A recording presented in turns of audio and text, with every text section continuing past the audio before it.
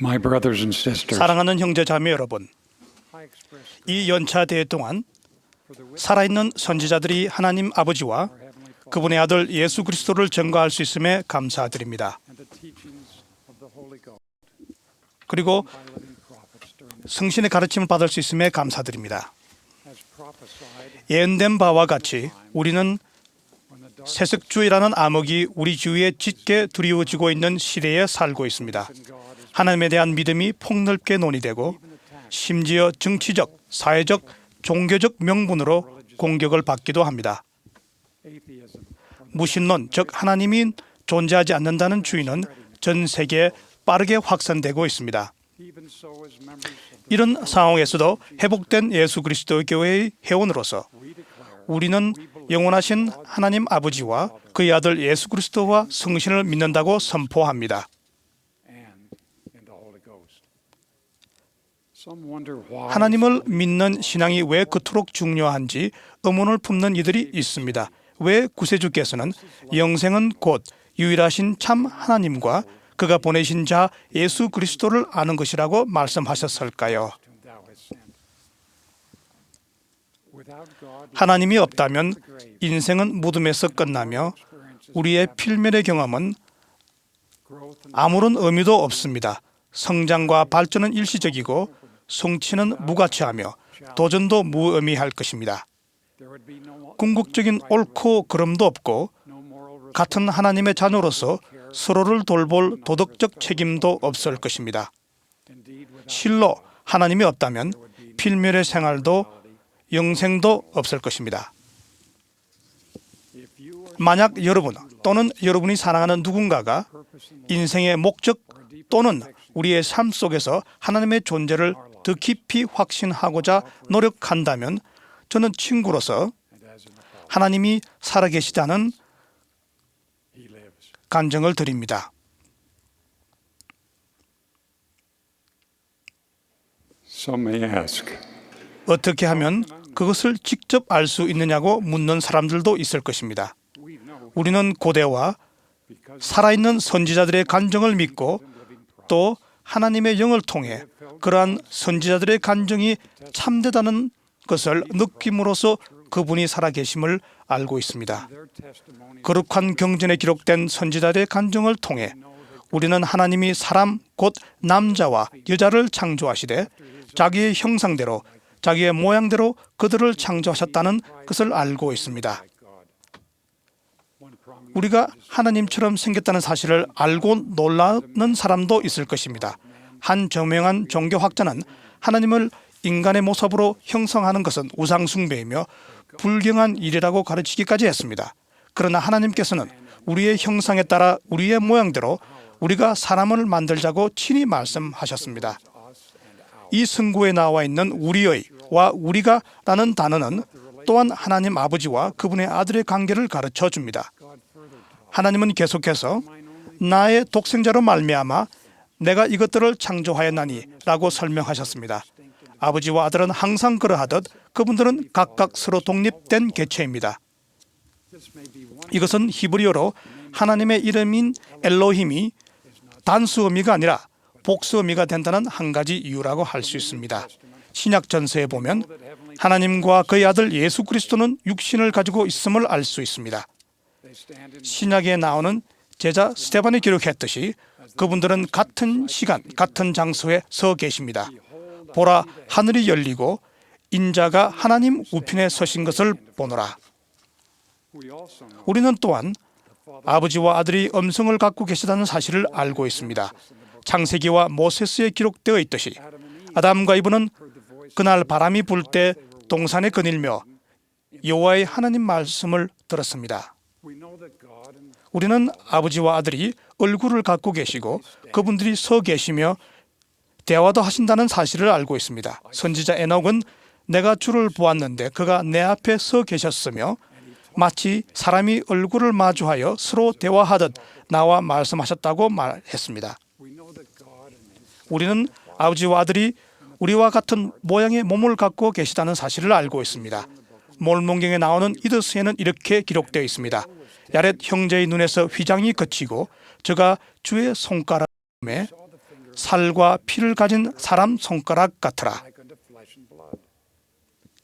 이후에 주님은 직접 자신의 모습을 보이셨습니다. 보라, 내가 지금 보는 바 이 몸은 나의 영의 몸이니 장차 나의 백성에게 육신으로 나타나리라. 우리는 아버지와 아들이 그분의 자녀인 우리에 대한 어떤 감정을 갖고 계심을 알고 있습니다.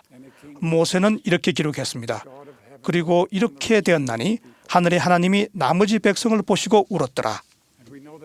우리는 하나님과 그분의 아들 예수 그리스도가 영화롭고 완전하며 불멸한 존재임을 알고 있습니다.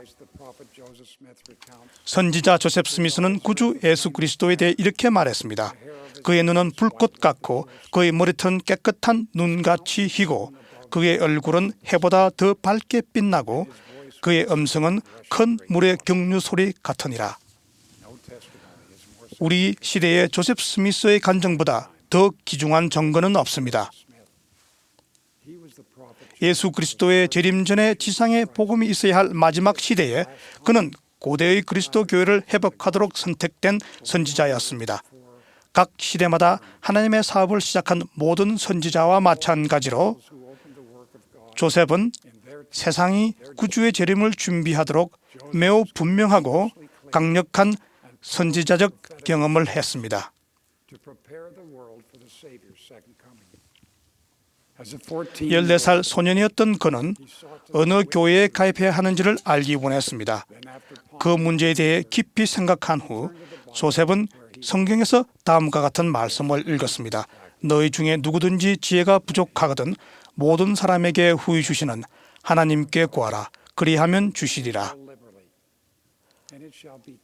오직 믿음으로 구하고 조금도 의심하지 말라. 이 예언적인 말씀을 믿으며 확고하고 어린애와 같은 신앙으로 조셉은 집 근처에 있는 숲으로 들어가서 무릎을 꿇고 기도를 드렸습니다. 이후에 그는 이렇게 기록했습니다. 나는 내 머리 바로 위에 빛기둥을 보았으며 그 빛이 내 위에 머물렀을 때 나는 글로 표현할 수 없는 광채와 영광을 지닌 두 분이 내 위에 공중에 서 계신 것을 보았다. 이 두 분을 올라다 보면서 조셉은 그분들이 누구인지 알지 못했을 것입니다. 그는 하나님과 그리스도의 참된 본질을 아직 목격했거나 배운 적이 없었기 때문입니다. 그러나 이어 그는 이렇게 기록했습니다. 그중 한 분이 내 이름을 부르시면서 나에게 말씀하시되 다른 한 분을 가르쳐 말씀하시기를 이는 내 사랑하는 아들이니 그의 말을 들으라 하셨다. 이 유례없는 경험과 다른 경험을 통해 선지자 조셉 스미스는 이렇게 증거했습니다. 아버지는 사람의 것과 만져볼 수 있는 살과 뼈의 몸을 가지셨으며 아들도 그러하시느니라. 여러 시대를 통해 선지자들은 이와 같은 증거를 했으며 바로 이 연차 대회에서도 그러한 증거는 계속되고 있습니다. 그러나 우리 각자에게는 선택의 의지가 있습니다. 신앙기조 제11조가 공표하듯 우리는 우리 자신의 양심의 지시에 따라 전능하신 하나님을 예배할 특권이 있음을 주장하며 또 모든 사람에게 그들이 어떻게 어디에서 혹은 무엇이라도 예배할 수 있는 똑같은 특권을 허용합니다. 개인적 믿음에 관해 우리는 진정 무엇이 탐진지를 어떻게 압니까? 하나님에 관한 진리는 성신을 통해 알 수 있음을 간증드립니다. 성신은 신의 세 번째 구성원이며 영의 인격체입니다. 성신은 하나님을 증거하고 우리에게 모든 것을 가르칩니다. 그러나 우리는 성신의 영향력을 억압하지 않도록 조심해야 합니다. 우리가 옳은 일을 하지 않거나 다른 사람들과 그들의 믿음에 관해 회의적이고 냉소적이고 불순한 태도를 취할 때 영은 우리와 함께 할 수 없습니다.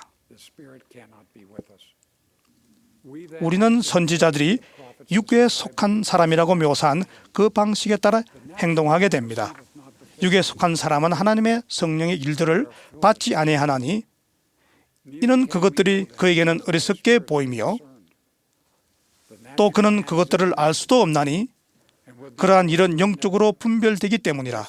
성령의 이끄심을 따르며 어린아이와 같이 되고 유순, 온유, 겸손, 인내하며 사랑이 충만하게 되지 아니한 육에 속한 사람의 하나님의 적이라 영원 무건토록 그러할 것임이니라.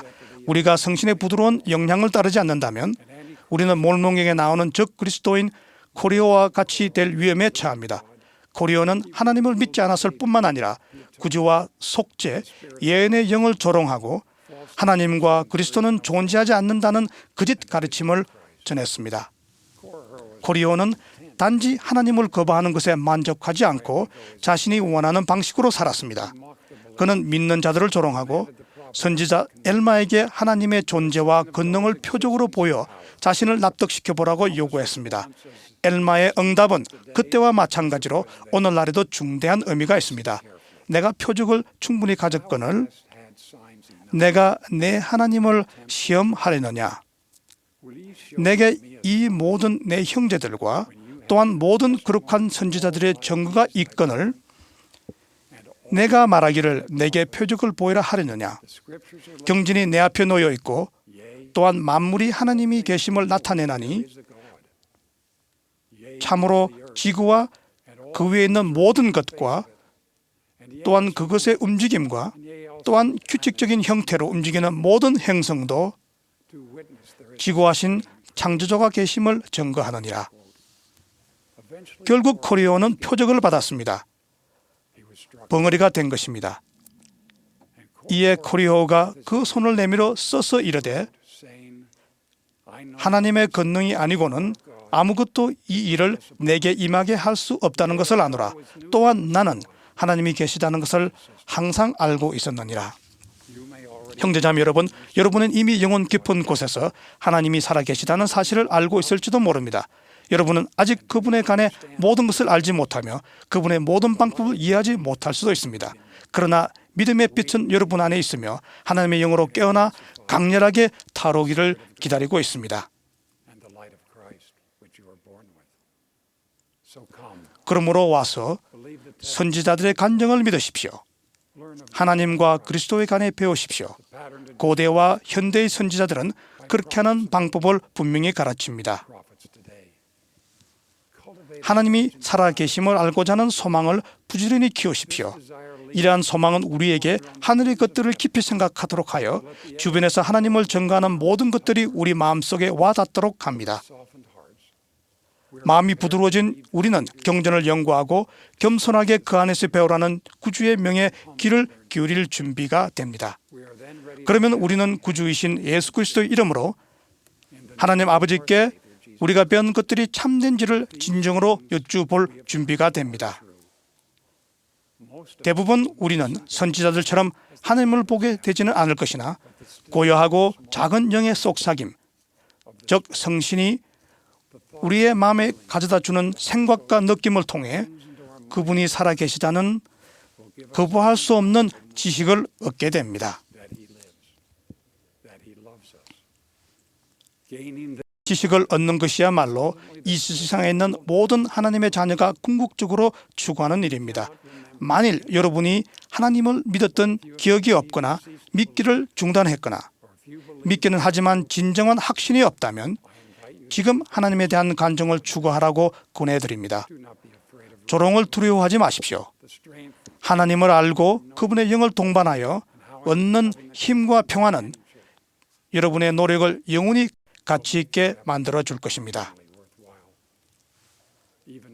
더욱이 하나님에 대한 여러분 자신의 간증은 여러분의 가족과 후손과 친구들을 포함하여 여러분이 사랑하는 모든 사람을 축복해 줄 것입니다.